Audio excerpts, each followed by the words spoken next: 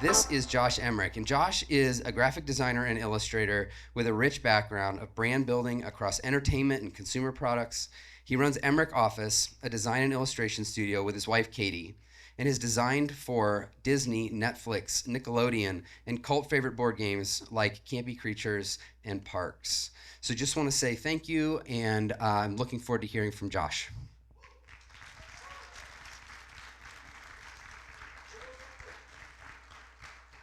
Oh, you made it to the last talk, and now I have to do my thing. So I'm so thankful to be here. It's amazing to be amongst people that are investing in their creativity and their craft, but also their relationship with Jesus. And so this is the coolest conference I've ever been to. Like, it's so cool to see the difference between a Christ-centered conference versus how God is absent in all the other creativity that you see. So I could not pass up speaking here, but when Jeremy and Joe asked me to speak, I was so terrified. I don't know how this happened, but when I was a kid, my mom's favorite memory, and she would tell this to anyone that meets me, is that when I was a kid, my grandfather was a pastor, by the way. I would stand up just about anywhere and start preaching. And I went to the type of church that was all knowledge based, and we read the Bible, but we didn't get crazy. Like during worship, your hands had to be by your side. You had to face forward. If someone raised their hand, you were like, man, that person really wants attention. But I was like a charismatic preacher. Like I would stand up and be like, brothers and sisters, we've got to get together. And people would clap. And so there was this restaurant called the K-Pop Tree. And I was like standing up near the hostess stand, like preaching my heart out as like a 5-year-old kid. And then I'd be like, all right, everybody sing Jesus Loves Me. And they would sing. I don't know what happened to that kid because I am terrified right now. And so when Joe and Jeremy asked me to speak, I instantly thought of Moses, like, God, why me? And I think there's a certain part of me that I don't know what happened, but kind of retreated inside and began drawing and communicating through drawings.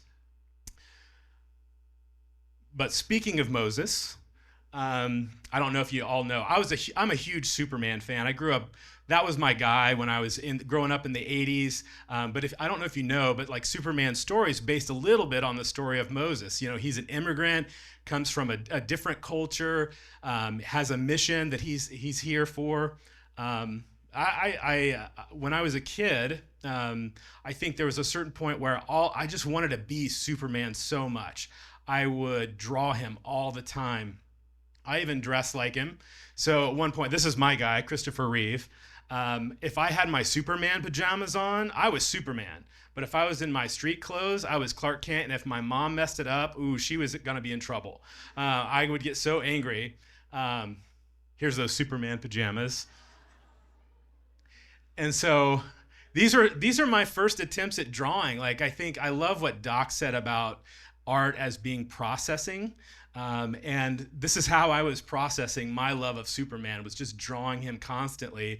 And you can kind of see, I think my sister drew over the top of that one, so I don't know what's going on there, what she was drawing on top of my stuff. But you see, he's starting to look like me, a little blonde-haired kid with, I don't know where the yellow boots came from, but I was testing it out. And at a certain point, we all grow up and we realize, hey, we can't be Superman. But I remember one of these times I drew Superman, my mom framed it. She was like, this is really good. And you hear about comedians that talk about telling their first joke and they get a laugh and how that just stuck. And that just stuck with me. I was like, this belongs in a frame? Oh, that's interesting. And then when I went to elementary school, like many of you like start trying out drawing and you realize, hey man, like my stuff looks pretty good. And the other kids are like, hey, that's really cool. And then you get teachers that are like, hey, will you draw my decorations in class? And the library, I remember our librarian wanted me to draw this giant Frankenstein. And I was just so excited about that. And that eventually kind of became my superpower. But as I kind of grew in skill with communicating through visual language or drawing, I noticed myself sort of retreat. And when I went to school, I kind of became the shy kid. So that's why speaking up here is a little bit terrifying. But every creative person knows that difference between inspiration and insecurity. So there's the blank page, the half-finished sketch, the song that doesn't sound right. Moses' story kind of begins with that same tension. I think in our culture, we want to either elevate our talent or elevate our shortcomings and make that our identity.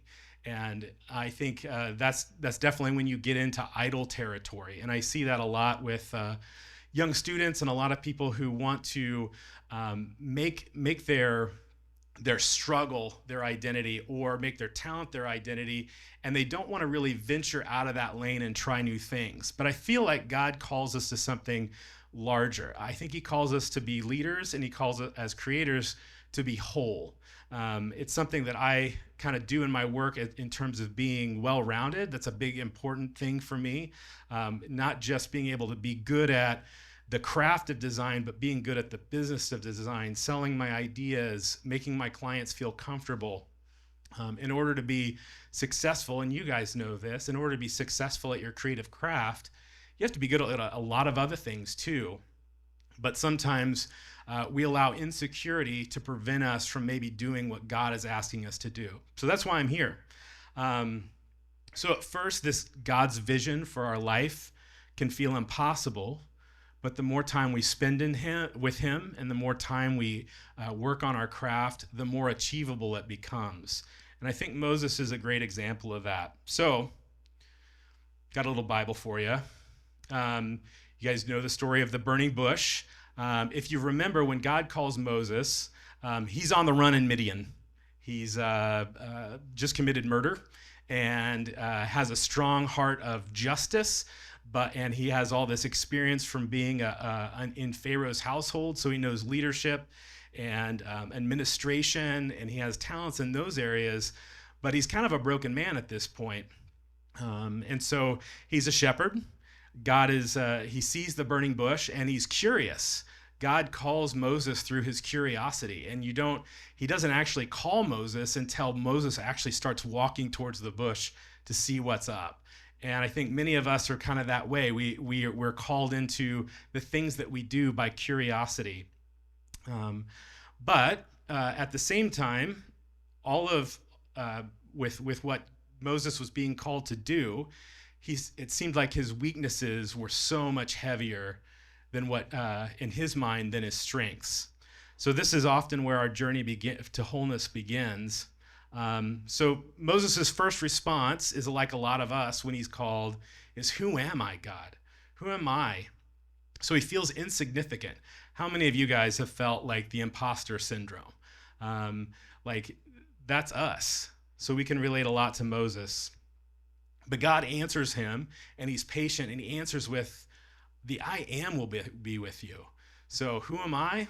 I am. So God not only reveals his name to Moses, he reveals his authority. So you're right. He basically is saying, "You're right, Moses. You can't see it yet, but the longer you spend time with me, the more you'll go and grow in confidence too."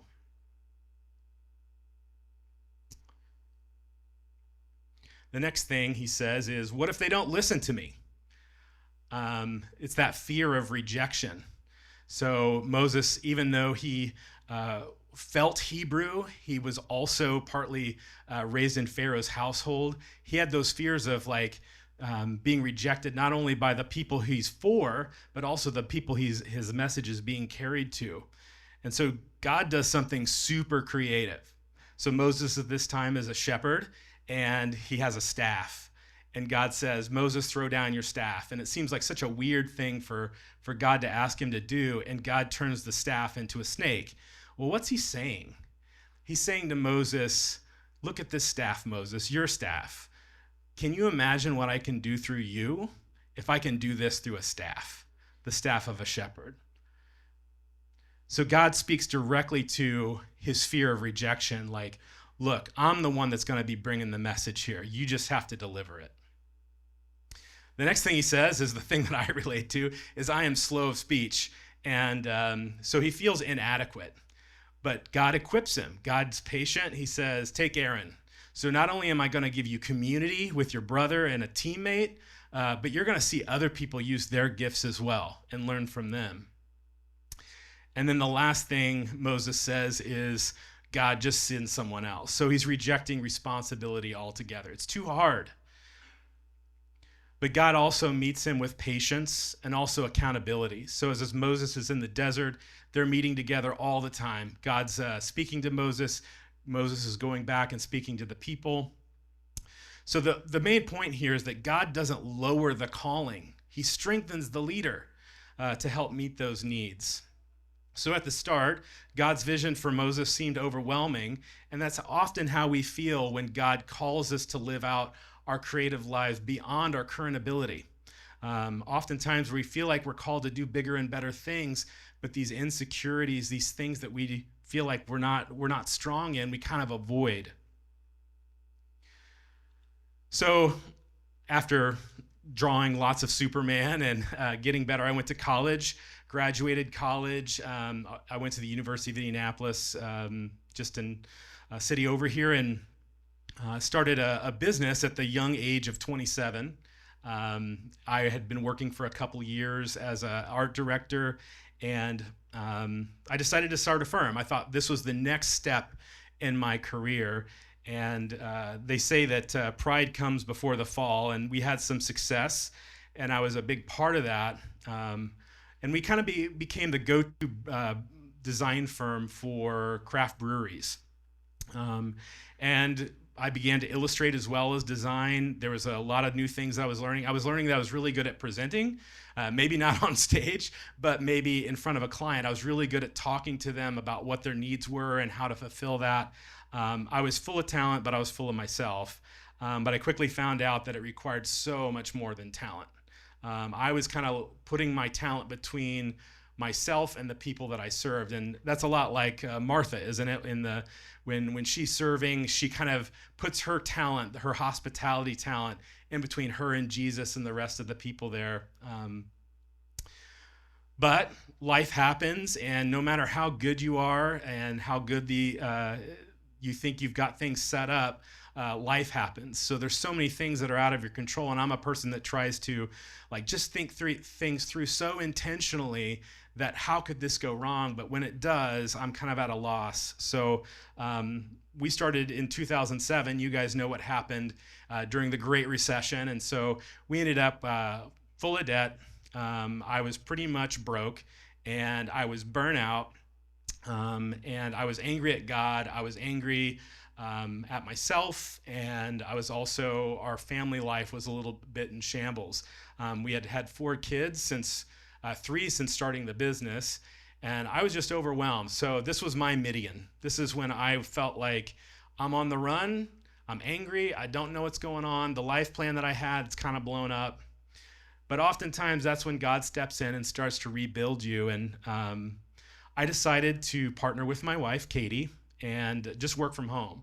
I was so tired of working super late at night, not seeing my kids, coming home, everyone's in bed. I probably missed dinner and get up and go and do it again. And I remember those days at Tenfold, where I would get up and my routine was get up, throw up, get in the shower, and just kind of go through the motions. I was just coping, and I didn't want to do that anymore. So that was a good thing. But I also still had a little bit of a chip on my shoulder, and I wanted to take credit, which is why I named it Emrich Office. I felt like people didn't know that the work at Tenfold was partly me. So at the same time, I also needed to build myself back up. We had taken a hit financially from Tenfold, and there was a long time where we couldn't pay ourselves. So I wanted to get paid. So my first client that came up was Bottle Logic Brewing, and I'd been working a lot in the beer industry at this point, and this seemed like the perfect vehicle for me to kind of build things back up and get paid. They loved a lot of things that I loved. When I first met these guys, they had seen some of my work, and it just seemed like we had the right fit going. They were also insanely talented. Like I had tasted a lot of different beers from the brewery clients that I had, and this was the first like time I had like met someone that was like hitting the like that was equally as a talented. Like it was like game meets game. And so they could just about brew anything and brew it well. And so I was going to make a big bet on them, and they were going to make a big bet on me. These guys also happened to be like former tech entrepreneurs, and they lived really close to this. Is the brewery's based in Anaheim. And so there's a huge amount, like this is who they are. They are total pop culture geeks. They're so into technology. They're using AI for all kinds of stuff, even in a brewery. But they had this interesting audience profile that we kind of had developed together, and we thought we could create like a really unique brewery if we blended both beer geek with pop culture geek. And most breweries at the time were doing stuff that had to do with sports or outdoors and things like that. And there weren't many breweries like pursuing what is now like one of the biggest audience groups in pop culture or anything else. So they decided to go with a sci-fi themed brewery, and they were brewing all these different beers, and they had so many different types of styles. I had a hard time figuring out how to unite them. And so the best way that I could think about doing it while engaging the audience was to create our own sort of saga of a story. So it's like almost every single label tells the story of this character named Eve. And this is the original Eve. This was the Eve that I was drawing on a mouse pad, learning to try to illustrate in a pulp style. So she looks really bad. She's not a great character. Her head looks like it's kind of like a mask on her hair. I don't know. And so I'm really self-conscious showing this, but I wanted to show you a little bit of like where it started and then where it ended up. I had done a lot of other projects since doing the original Eve, and had an opportunity to learn a lot more about character design. And so this is the new Eve. I also wanted to make a character that you could recognize whether it was in a pulp illustration style or comic book, and could translate against these different styles, and you still know who that character is. So this is the first beer that Eve appeared on, and she's kind of like an applied scientist, someone who's like an engineer and a tinkerer, and we thought that would represent the brand well. And there's this whole backstory, and I have a whole treatment written about like what Eve's universe is like, and the characters that are in it, and all the different things that she does. So each label kind of tells a story of Eve. So here she is with some glasses, and it's called Logarithm, and there's an algorithm on her goggles there. This one's called Corktoberfest. She's building some sort of particle accelerator glove. And every brewery does an Oktoberfest, but we could do a Corktoberfest. Here she is playing, an arcade cabinet in her universe. And there's actually like more to that arcade cabinet. I actually illustrated the whole thing. Here she is just hanging out. We have some with her just doing life. Her car is hovering there, so it's a little bit sci-fi. This one's called Hanamachi. So this is a Japanese rice lager, and so we introduced a character called Miko, who is her sidekick.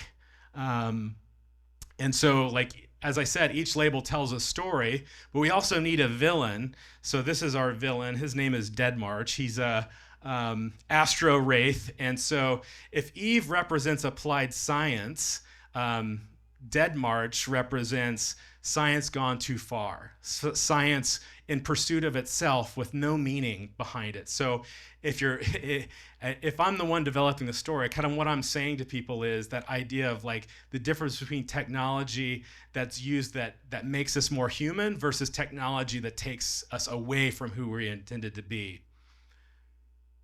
So this is some labels tell the story of Dead March and his powers and the things that he can do. But this ended up being really well received, and Bottle Logic became one of the most sought after craft breweries in the country. Their stuff was super collectible. At one point, they had beers that were selling for like $300 on the secondary market. Um, but I also was really possessive about it.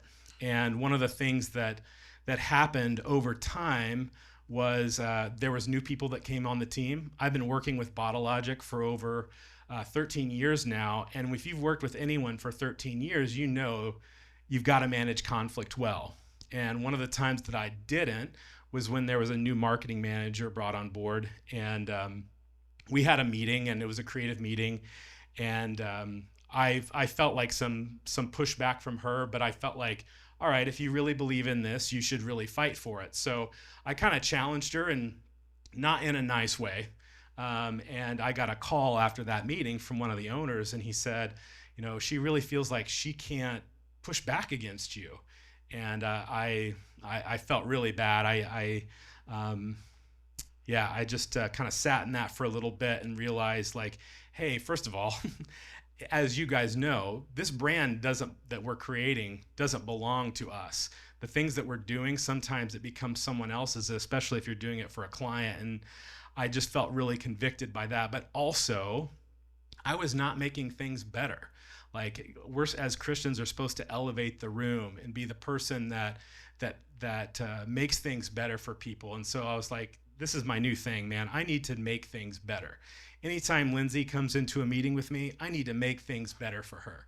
Anytime Brandon comes in a meeting with me, I need to make things better for Brandon and not make it about myself. And I was so focused on the end result of the work that I had lost sight of the process and joy of doing it with people. And so it was 180 degrees, and I normally things don't happen that way. Normally it takes time, but I really committed towards how can I help Lindsay be so effective in what she's doing, that she feels excited about coming to work, that she feels like Josh is an ally, and that he's going to make me look good. And eventually, Lindsay left the company. And sorry, I'm going to take a pause on that for a second because my slideshow stopped. I had it running. Anyway, this is another story of Eve where she's actually building this giant mech robot. And so there's parts of the robot that are revealed with each label. And then we also have beers in the Eve's universe. So we have in-world beers versus beers that are showing what's happening to the story. And then we have the beers that are actually in her world. I think you can actually get this beer in Ohio now.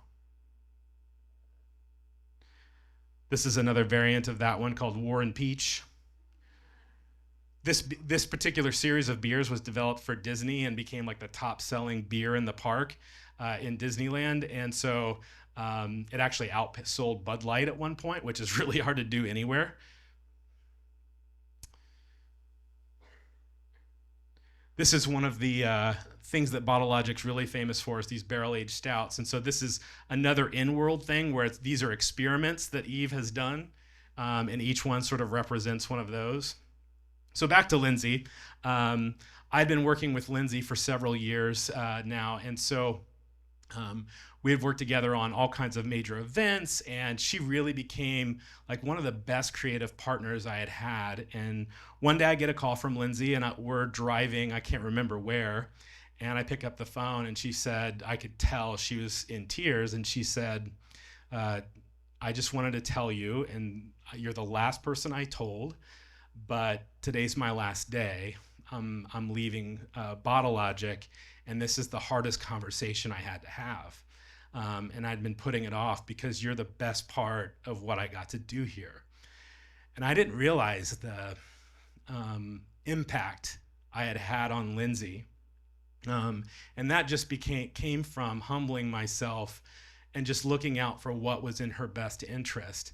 And I can't think of a better compliment that I could ever get from my work than that. And it has nothing to do with the work that I was doing. It all had to do with how I was treating and collaborating and being a good creative partner with Lindsay. So that's one story of how I struck the rock, like Moses. If you recall the story of Moses in the wilderness, God told him to speak to the rock to provide water for the nation of Israel while they're in the desert. But instead, he whacked it with his stick and kind of was making it more about him than about what God was actually calling them to do. So there's that God stepping in and providing the accountability. Um, So as I'm walking through my portfolio, I'm hoping I'm trying to get across a few things. One, I'm hoping to show you a little bit how the sausage is made, some practical things, the ways I'm thinking about things, but also I want you to know sort of the things that are happening behind the work. With my work for Bottle Logic, eventually other people saw it, and way back before Tenfold days, I had this dream of wanting to really work in the entertainment industry. And I love movies. My family, we have a movie room in the basement that's also the conference room. And we will sit down there and watch movies together and critique them. And I've been a big pop culture nerd, as you can tell, from all the Bottle Logic work. And I have tons of Star Wars stuff all over our basement. Jeremy's seen it. It's pretty, I have a problem. So my first, I got contacted by Nickelodeon, and just like Lindsay Meredith said, there's so many things that you do in this industry that sometimes like you'll be working on it, it's the greatest thing ever, you'll be so excited about it, and then something happens, and you're just kind of like a cog in the wheel of these big things. And so in the entertainment industry, there's these things called brand style guides, which are similar to like what you think a brand style guide is, but these are usually used for licensing. So when a property creates a bunch of product, they'll create like a brand style guide that then all the retailers can use to develop their product. So this is the stuff that ends up on t-shirts and all the ugly fabric at Hobby Lobby and that kind of stuff. So this was what are called compositions. They have all these very specific terms in that industry for that.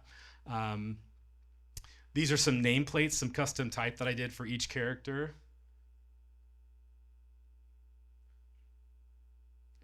Oh, now it's stuck. There it goes.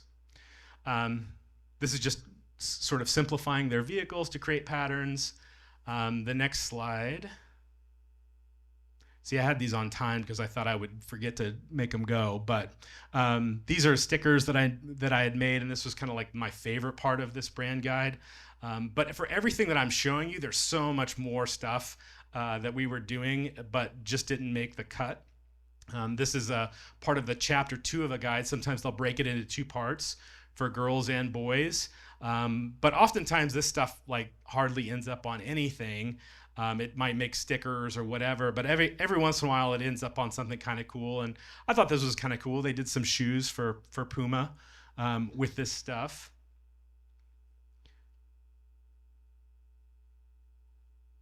And then they did a girl version as well.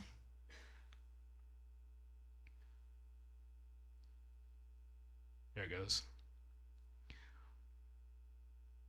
And it was fun to kind of create these little patches and stuff like that. But it's a lot of work doing these brand guides. It's a lot of work all at once. So I'm doing custom type, illustration, compositions, and you're also creating like all the information that anyone would need in terms of color and making sure that that's consistent. And then we also get to do Christmas guides. So this was my favorite one from Paw Patrol. So this one's just now coming out. So you'll start seeing all this everywhere for this Christmas. Rubble's my favorite. I don't know, like of the little bit that I've watched, he's my favorite. One of the fun things about this guide was getting to do character art for the first time, and it is super hard.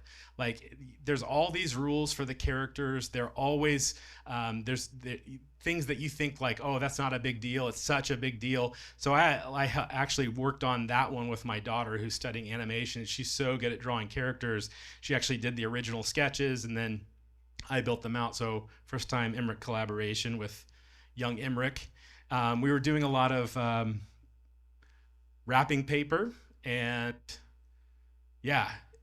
the thing is always trying to figure out ways that you can incorporate things to make it feel uniquely Paw Patrol. So here, of course, you've got like the vehicles, but on the previous slide, all their little icons are worked in. Then I got to do a project called with Tiny Chef.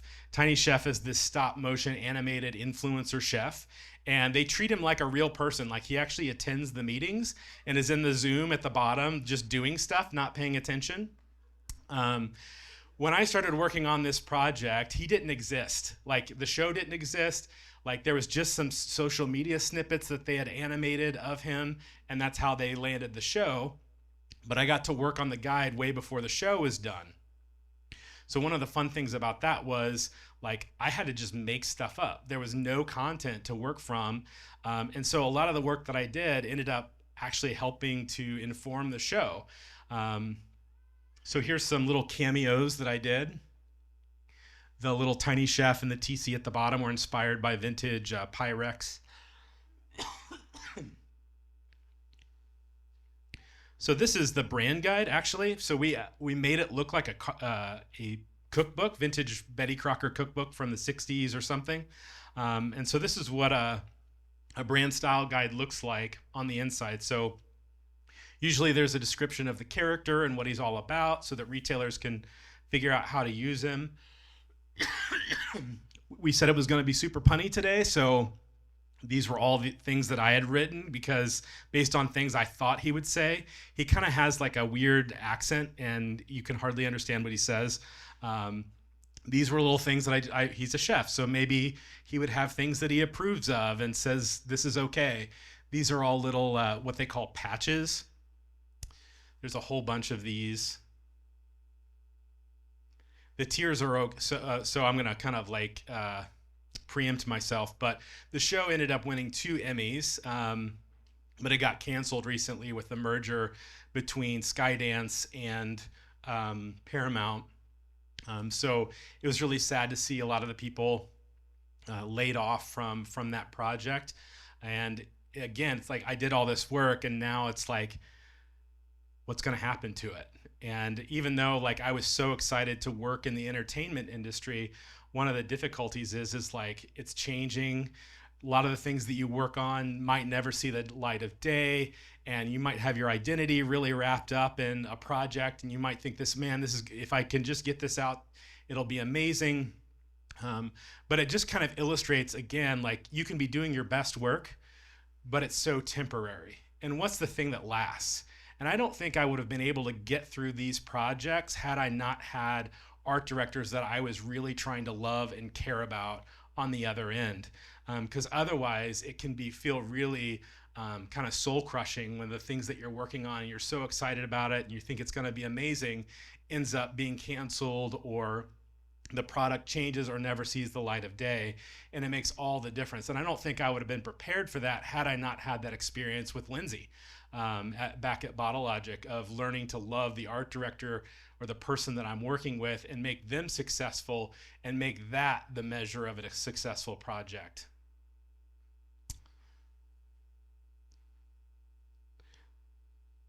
So we did a little custom version of Hobo, which like is used on almost every restaurant. Once I started seeing it, I couldn't unsee it.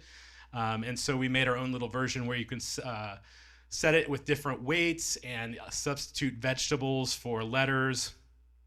This guide ended up getting picked up by Williams-Sonoma, and so they did some aprons and things for kids, and it was like one of the best-selling things that they had at Williams-Sonoma for a while, which was super exciting to have a kid show outselling things at Williams-Sonoma. The little badges that I had done actually ended up becoming cookie cutters and little things, which was super fun. And then I'm gonna real quickly show you. There it goes. SpongeBob SquarePants. So this is another example. I actually started working on a movie guide. The movie was delayed, and so they were like, all right, you're halfway done. Let's pivot to a whole other look, and let's go make it a core SpongeBob guide.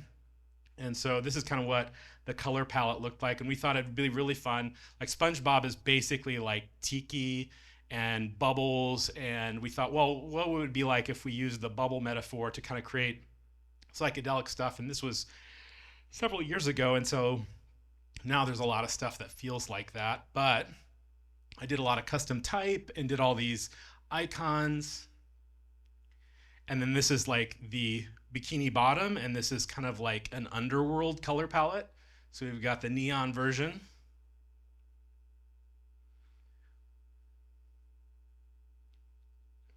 Then we kind of developed this system of using silhouettes and shapes and all these textures that you might find under the sea to create designs, and that became a really easy system for people to pick up.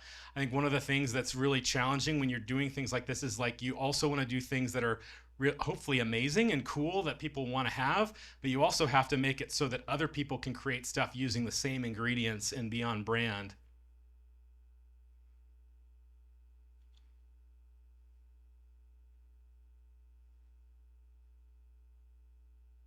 These are some what they call nameplates of like sort of visualizing what the character is like in custom type. And this thing was a nightmare. This is a repeating pattern. With like it probably I spent days trying to figure out how to get all the colors in there and have it work. But yeah, I was sitting there drawing type for days.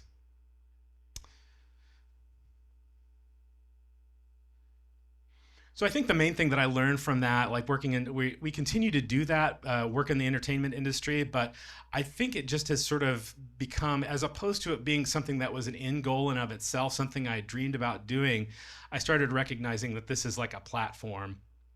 So I get an opportunity to be in this place of culture where I am being maybe a voice for God in ways that other people may not hear.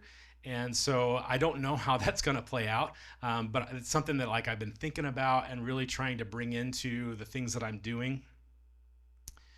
But the next project that I had been working on for a little while when I had first left Tenfold, and we had actually decided to make the move from from Colorado to Indianapolis as a family.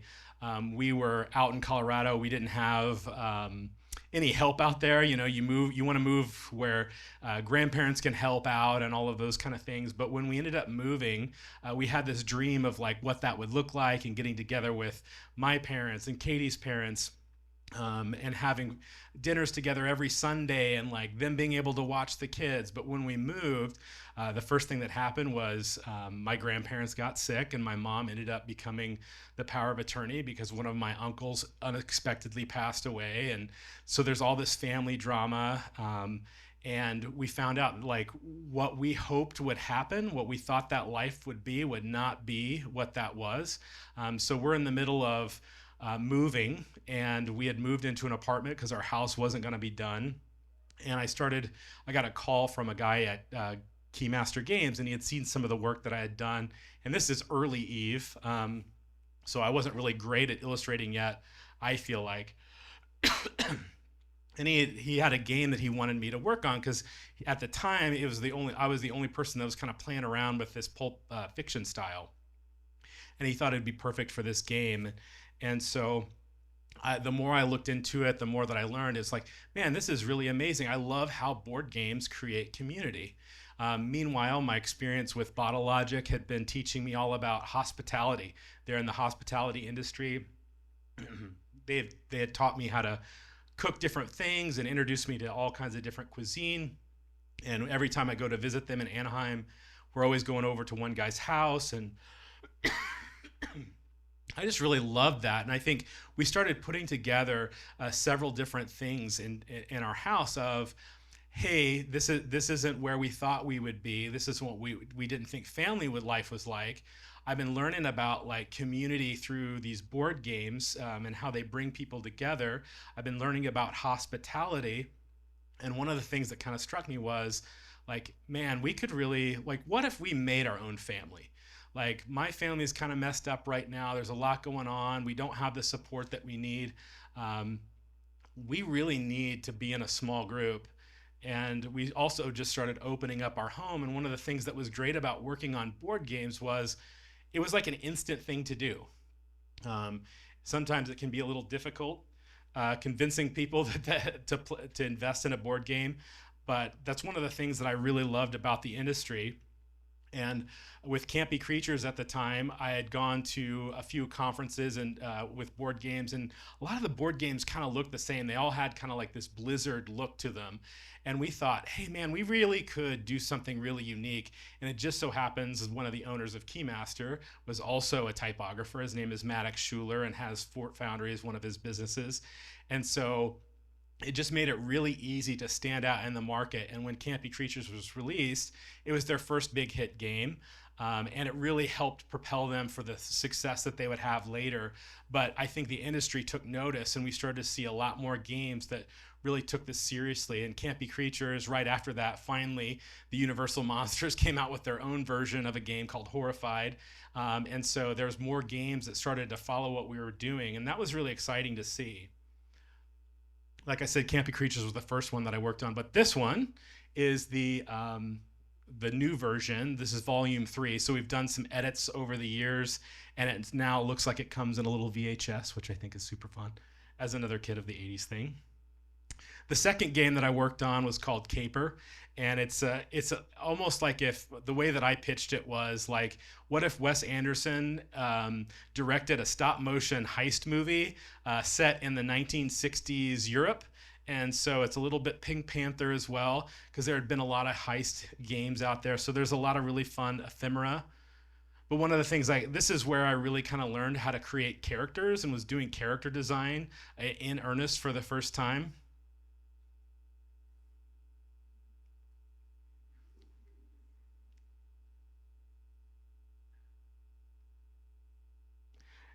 And now this is like what my last year has been working on Parks. And Parks was an existing game that was all the artwork in it originally was from all these different artists from the 59 Parks poster project. And the license was coming due. The game was still successful, but for whatever reason, they couldn't agree on a new license. And there's a lot of pressure in the board game industry right now in terms of costs. The cost of producing the games has gone up, especially with tariffs. And so we had to figure out a different way to make this game cost effective. But one of the things that people had loved about Keymaster games was how beautiful the production was. And so we didn't want to sacrifice on quality.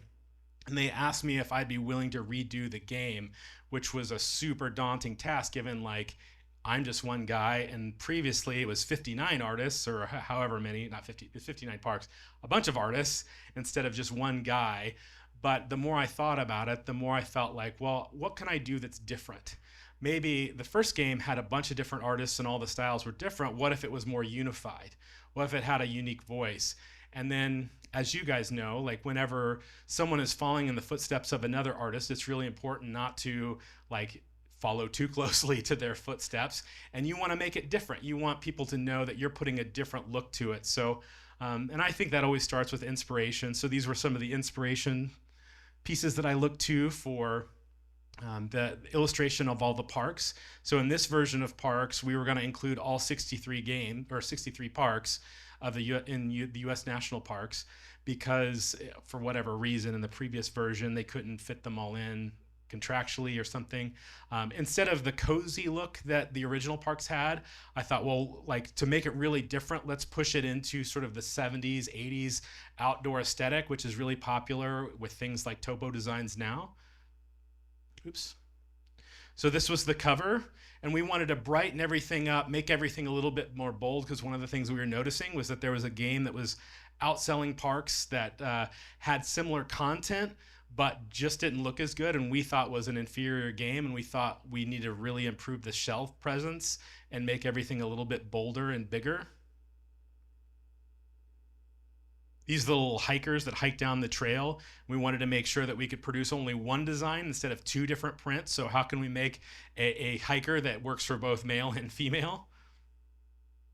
This is the first hiker token. So I was looking a lot to Native American designs, as well as that's the same shape as the U.S. Forest Service and National Parks Rangers. These are the player mats. So each player has a backpack and a canteen, and we sort of made the canteen like an Nalgene bottle, because who uses a canteen these days? The wildlife are like the wild resources. This is the Summit edition, so this one just has bigger, better components that would keep the. We had one version of the game that kept the price down, and then we have a version of the game where we put everything we could into it in terms of components. So the wildlife here are full color.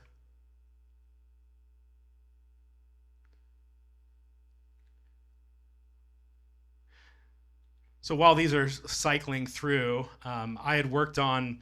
I was planning to do all 63 parks myself, and this was a lot of work. I basically started in March and ended in October was my due date.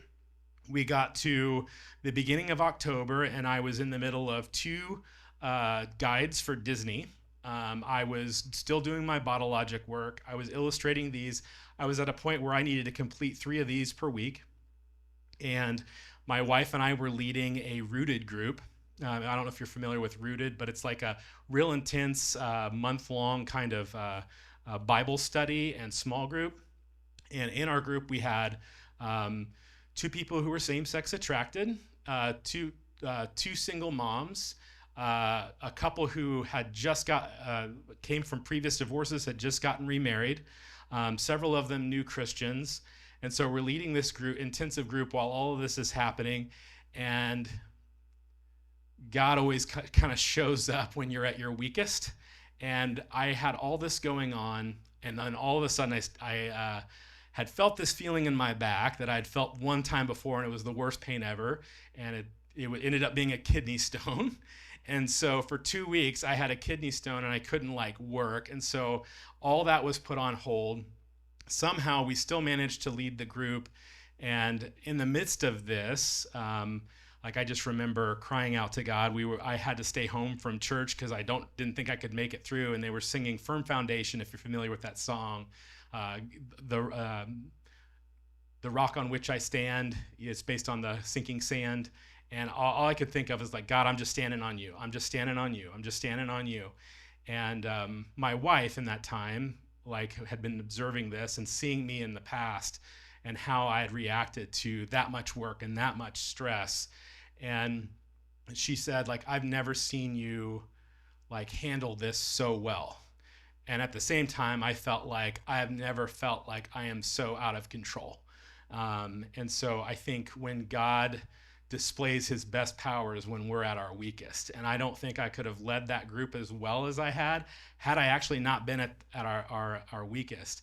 And it just so happens, right after I had to have the kidney stone removed, our pastor taught a really divisive sermon, but it was based in truth.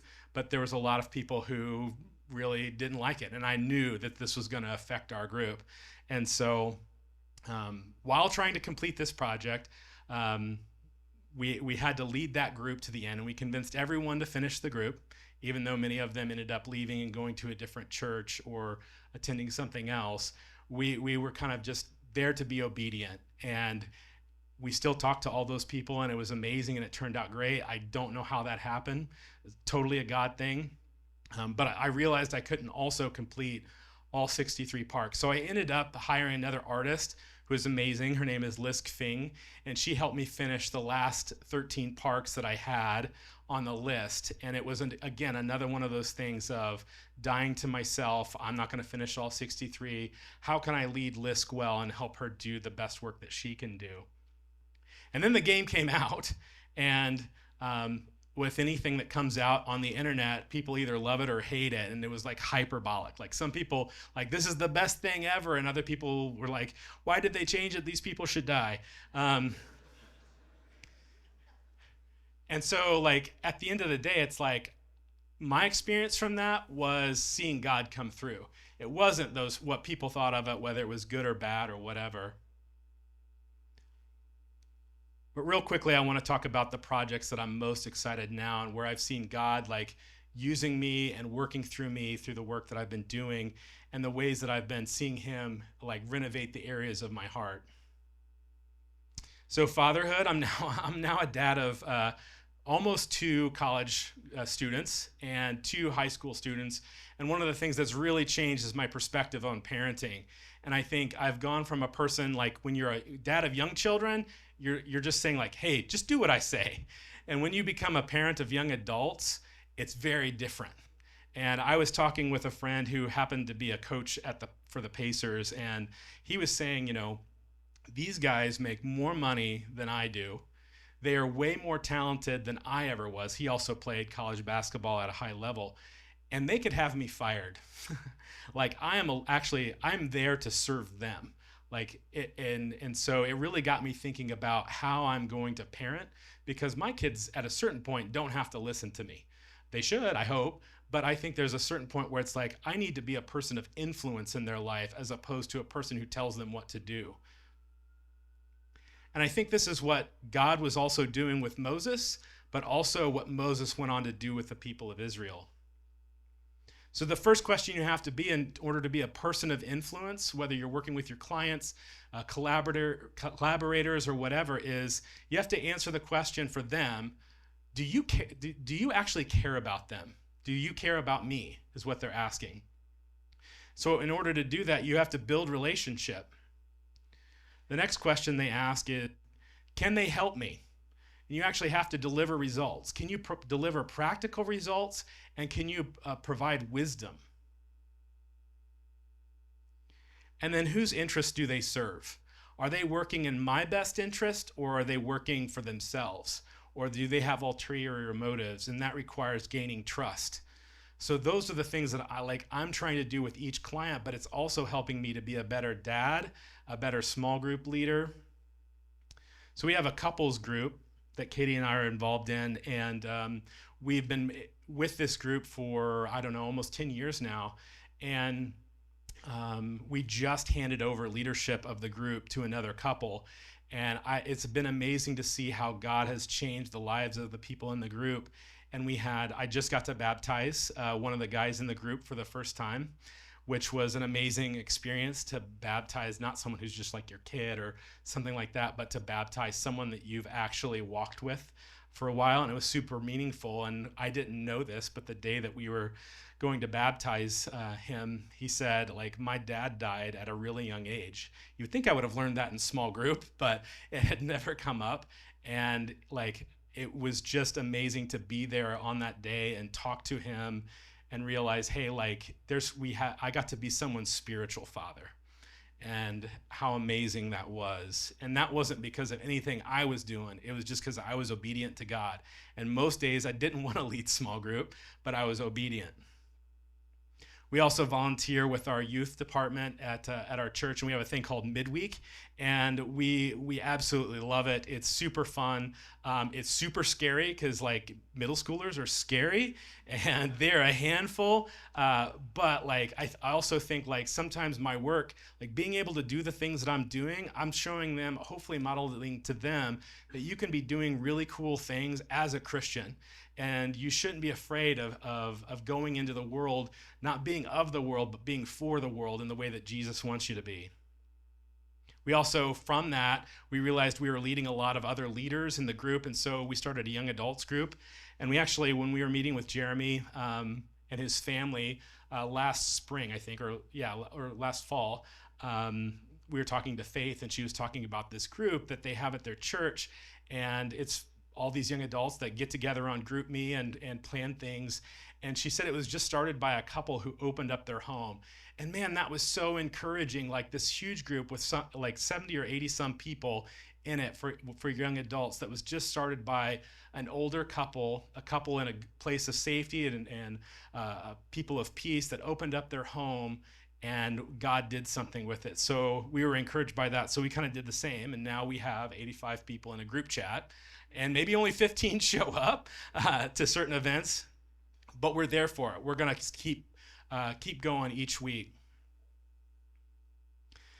So at the end of Moses' life, he preached several sermons, and they're collected in Deuteronomy. So this guy that went from saying, God, why me, not me, I can't speak, delivers what is pretty much the foundation of the Jewish religion and how they viewed who God was laid down by the words of Moses, inspired by the Spirit of God. And this is what he said. This is where the Shema comes, and you know it's quoted by Jesus as the greatest commandment. Love the Lord our God. The Lord is one. Love the Lord our God with all our heart, with all your soul, and with all your strength. So by the end of his life, Moses is preaching. He's commissioned the next generation in Joshua. He's showing God, not only love for God, but love for the people of Israel. And what once felt impossible to him now feels very real the longer that he's walked with God. So the journey to becoming a creative leader is very similar. Early insecurity can become wholeness when you walk with God step by step intentionally. So my challenge for you is, are you currently in that space where you are overwhelmed by the gap between your current self and God's vision for your life? Where do you need to surrender the time necessary in order to do that, for God to help you? And is your art rooted in love for God and others, or is it just in the self? I think that was the biggest change that I saw in my life when I started pivoting from making it a thing of self-expression and self-idolization to loving God and loving others through my work. Can I pray for you? Thank you. God, I just thank you for all these amazing people and the amazing things that you're doing through them. God, I thank you that you could use a broken vessel like me and just demonstrate your power and your creativity through me and through these people here. God, I just thank you for the commission that you've given each and every one of us to use creativity to further your kingdom. God, I just pray that each person here would be blessed by their experience here. We thank you for Jeremy and Joe and all the volunteers, the people running sound, the people putting on an event like this, all the other speakers who put their heart and soul into the words that they were bringing, and that they allowed themselves to be inspired by you and to demonstrate your spirit and your love. God, we just thank you for this time. Amen.